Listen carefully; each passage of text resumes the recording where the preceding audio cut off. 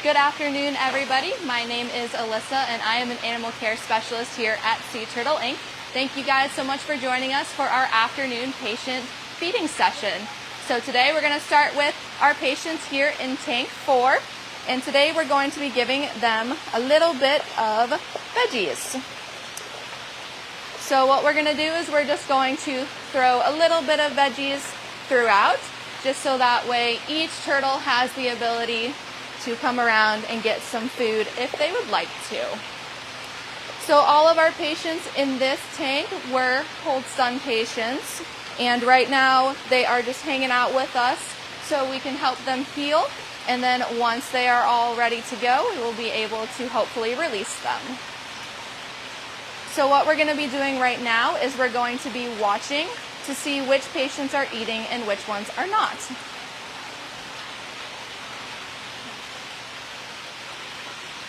So then we're going to head over this way, and I will pass y'all off to Anaí. Hello. My name is Anaí, and I'm the bilingual educator here at Sea Turtle Inc. So I'm here to educate you a little bit more about what's going on while Alyssa continues feeding our turtles. So I'm not sure if Alyssa mentioned it, but all of the turtles currently in our temporary hospital are one species. They're the Atlantic green sea turtle. They're the most common species that we see within the Laguna Madre Bay, as well as here in this area of the Gulf of Mexico. Now, these turtles are still considered juveniles, meaning they're still quite young. I would say they're going to be, you can see snipping at each other. So they still require quite a bit of years to fully grow into mature adults.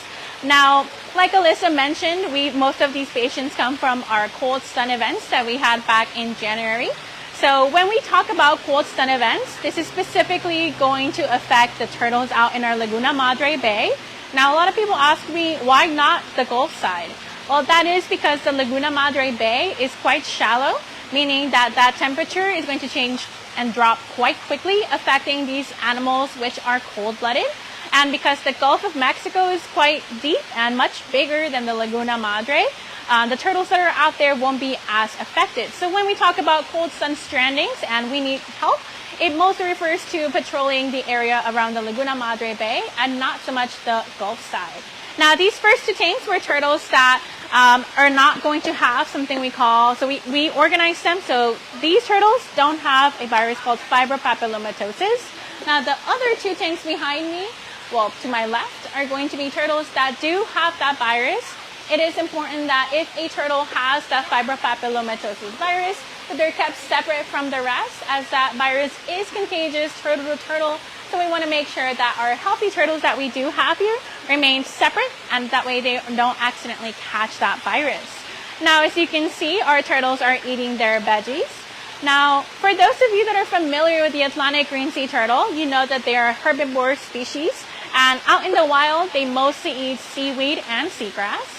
Now, you might be wondering, why don't we just feed them seaweed and seagrass? Well, the reason is that it would be quite difficult for us to continuously grab seagrass and not only destructive out from our Laguna Madre. So instead, we give them the next best thing, which is going to be a mixture of vegetables chopped up.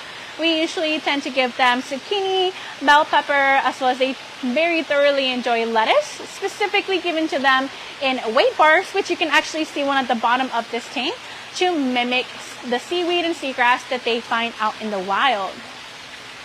So right here we have one of our patients coming up to the camera to say hi. Ooh, big chomp.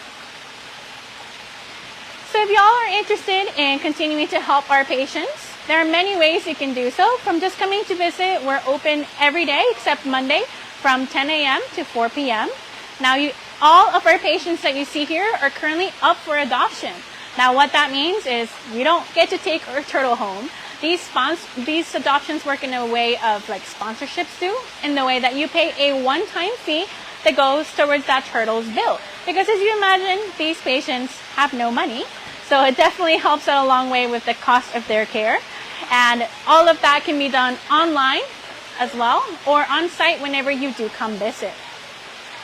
Now with that, we're going to go ahead and log off, but we wanted you to join us here as we feed our patients. So I want to say thank you all and hope everyone here has a wonderful weekend. Thank you all so much for tuning in. Bye-bye.